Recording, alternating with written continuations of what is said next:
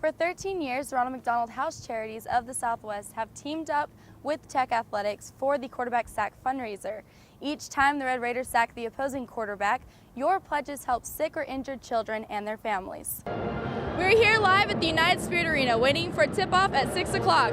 The Red Raiders will be looking to start 2-0 on the season with Chris Walker at the helm and a bunch of newcomers looking to gel on the court as well. We'll have highlights coming up on the news at 9. We're here live at the United Spirit Arena waiting for first serve at 6 o'clock where the Red Raiders host their annual Pink game against the Oklahoma Sooners. They will be looking for their first Big 12 home win. When you come back, we'll have a full recap. We're here at Plains Capital Park where Lubbock High is taking on San Angelo Lakeview. Lubbock High will be looking for their first postseason opportunity after 37 years tonight with a win over San Angelo Lakeview. Come back and we'll have a full recap. Baron Batch, recognize the name?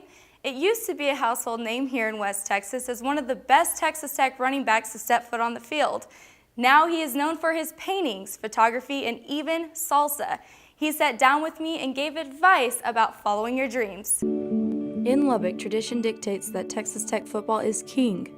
But in the spring of 2007, that unbendable fate began to change. When athletic director Gerald Myers put his faith in a women's soccer coach with little on his resume, but a lot on his mind. Tom Stone stepped into the arena of Texas Tech women's soccer, ready to start a tradition of his own, winning. They said, okay, based on your resume, you don't have much college experience. I was an assistant coach at Clemson for 1 season, but you're the guy we're looking for.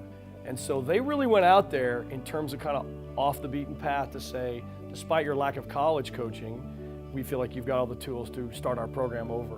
And I really owe them a lot because a lot of ADs just wouldn't be able to get past the fact that I hadn't spent a lot of time coaching in college.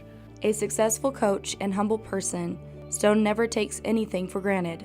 Not a big golfer, love to hunt. My wife fortunately allows me to go hunt with my dad a couple times a year and take my son. But you know, at this stage of the game, it's Texas Tech and it's the family, and that's it. Stone has done more than just win.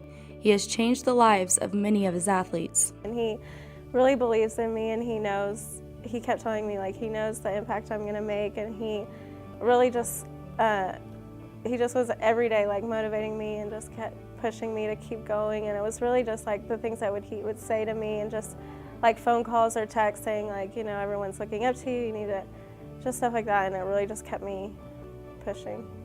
He's just probably one of the most inspiring and best coaches I've ever had, and there's parts of it that are from his experience from coaching, but just that he's a good person is really what makes him such a good coach. And you know, he develops personal relationships with his players, you know, on and off the field. So he knows you on the field, and I know what to expect from him on the field, and I know what to expect from him off the field. So just that communication and knowing each other on and off the field is really important for us. The players just have to be more than an athlete, I think, to coaches. If they want to bond with their players, they've got to be, they don't have to be all into their business, but they have to be there for them when they need advice, when they need guidance, when they just want to check in and see how the family is, or there's something going on in their life that you've been privy to and you can either help them with or just be supportive of. I think you have to be involved at some level beyond just the coach telling her how to run or how hard to move.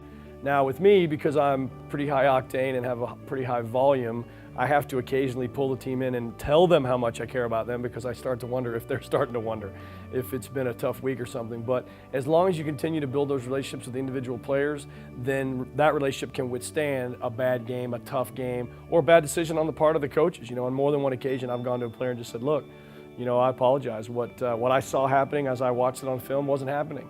And so, you know, you were in the right, and you know, I'm sorry I jumped on you for that. He knows how to and when to coach, and that goes back to him making personal relationships with our players. He knows how yelling at someone's going to affect them, and if it's somebody that doesn't strive off of being yelled at, then he's not going to yell at them. But there are times where he knows he has to be hard on us, and he's going to be hard on us, and that's what makes us better.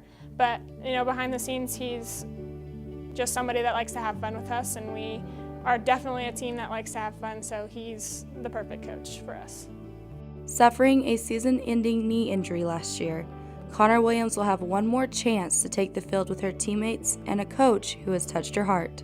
He gave me an opportunity that no one else would have given me, and just for him to believe in me when no one else would, is just, there's nothing else to say but thank you.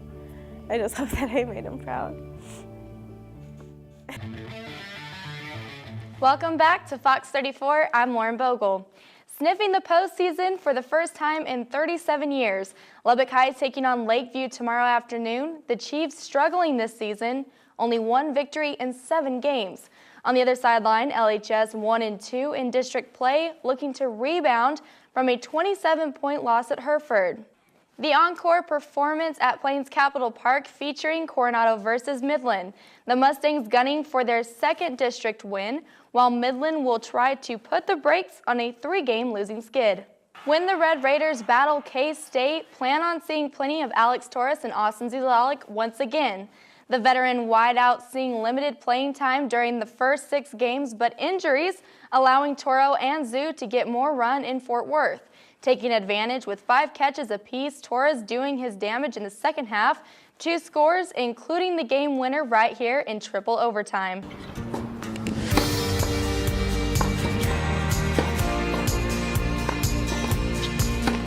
We practice 2.5 hours a day, and what we do is part of getting the kids in shape. We have an incredible strength coach, Tyson Carter, who does an amazing job with our players. He's with them 3-4 days a week in the fall and up to 3 days a week in the spring. And there is an extensive training on the court and off the court. Take it from Texas Tech head men's tennis coach Tim Siegel, being one of the best players to come out of Louisiana, as well as achieving coaching success, making the Texas Tech Red Raiders a perennial contender in the Big 12 and in the nation.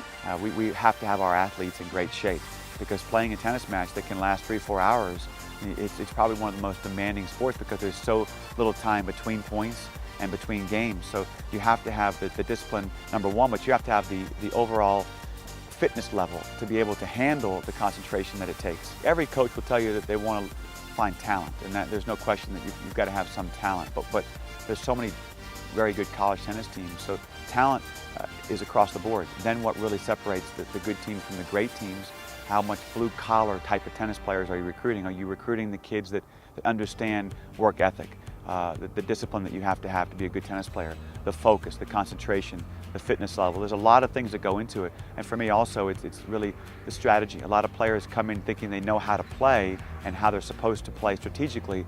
And it's my strength as a coach is to get these guys to understand that there's a lot more they need to learn how to play the game. And so there's a lot involved, but I'm looking for tough-minded players. The physical aspect affects the mental aspect, but it also translates into what you do mentally. And that there's no question you've got to have both to be successful, whether it's in college or on the pro tour. Reporting for Texas Tech Public Broadcasting, I'm Lauren Bogle.